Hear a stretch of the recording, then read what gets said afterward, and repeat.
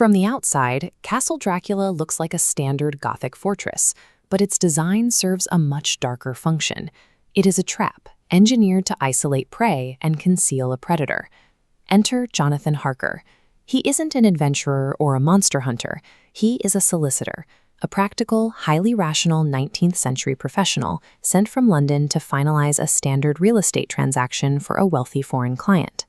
Harker processes the world through strict logic. He keeps a meticulous diary, written entirely in shorthand, a modern clinical system of recording information, reducing the chaos of the world into neat, organized symbols. But as his carriage climbs deeper into the Carpathian Mountains, that modern logic begins to break down. He is leaving the mapped, predictable West and entering a hostile, jagged wilderness that actively resists being understood. Harker reaches the front door and finds a total silence. There is no bell to ring and no knocker on the massive oak panels. Once he steps inside, the heavy iron bolts clang shut behind him, sealing the only exit. Harker is no longer a business guest. He is an inmate in a locked-room mystery.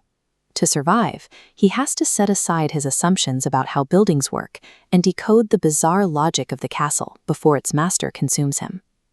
Harker begins an impromptu audit of the estate, starting in his own guest quarters. At first glance, the rooms are distracting. They are filled with immense, ancient wealth, gold table service, and centuries-old fabrics. Yet, beneath the luxury, there is a glaring logistical void.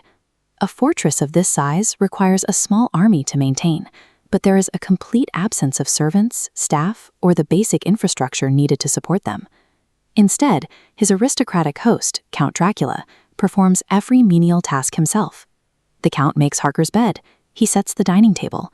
But despite serving these meals, the Count is never actually seen eating a single bite. As Harker explores further, he notices a second, more unsettling anomaly. In all the furnished rooms and corridors, there is an absolute lack of mirrors or reflective surfaces of any kind. This oddity snaps into focus one morning when Harker is using his own personal travel glass to shave. The Count steps up right behind him, but the glass shows an empty room. His host casts no reflection. The interior of the castle is a theatrical set. It is a hollow facade carefully arranged to mimic a human home, distracting from the reality that it houses a solitary, inhuman entity. Desperate to leave, Harker attempts to map out the exits. He quickly discovers that every heavy door leading out of his suite has been locked from the outside. The external defenses offer no alternative. The castle is built flush against the edge of a sheer 1,000-foot precipice. It's a calculated engineering choice that makes a traditional military siege impossible. As Harker monitors the perimeter, the defensive utility of that sheer drop begins to look different. This 1,000-foot precipice functions as a corridor. Looking out his window late one night, Harker watches the Count emerge from his own chambers. The aristocrat spreads his cloak like wings and crawls face down the vertical stone wall, moving with the speed of a lizard. The castle's gravity-defying architecture is a specialized environment. It is navigable only by an apex predator, completely unconstrained by human physical laws. Trapped, Harker makes a massive gamble. He scales that same dizzying outer wall himself, sliding along the narrow stonework to bypass the locked doors and access an older, restricted wing of the fortress. Harker finds a hidden stone staircase spiraling deep into the subterranean foundations. He steps into an ancient, ruined chapel, repurposed as a sprawling graveyard. This reveals the fortress's true layout. There are no bedrooms here, only 50 massive wooden boxes filled with freshly dug dirt. Inside one of these boxes lies the Count. He is completely dormant, his eyes stony and open, possessing the pale stillness of a corpse. Castle Dracula functions as an elaborate, heavily armored tomb, engineered to shield a corpse during the high-risk hours of daylight hibernation. The physical layout of the castle perfectly mirrors Dracula's biology.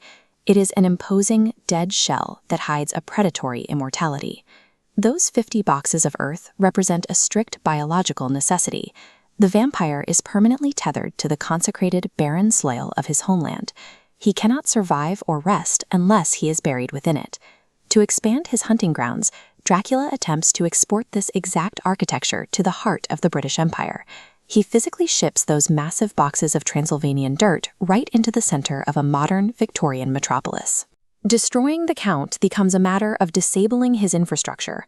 Harker and Dr. Van Helsing apply the same forensic logic Harker used to deconstruct the castle's layout.